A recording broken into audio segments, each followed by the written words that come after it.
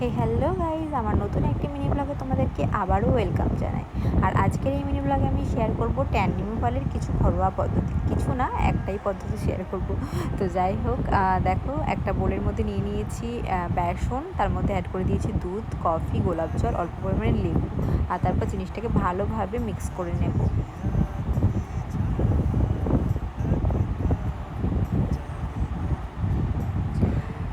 Mixed হয়ে গেছে, এর মধ্যে এবার অ্যাড করব ফ্রেশ অ্যালোভেরা জেল।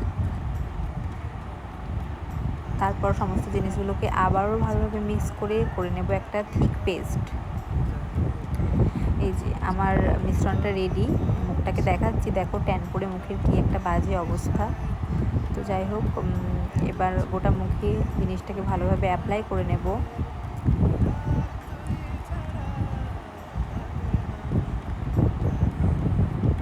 তো অ্যাপ্লাই হয়ে গেছে।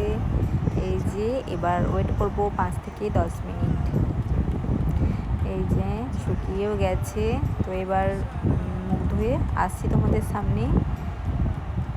তো এই যে দেখতেই পাচ্ছ রেজাল্টটা কতটা সুন্দর, কতটা গ্লো করছে স্কিনটা। তো আজকের ভিডিও এতটুকুই, টাটা, বাই।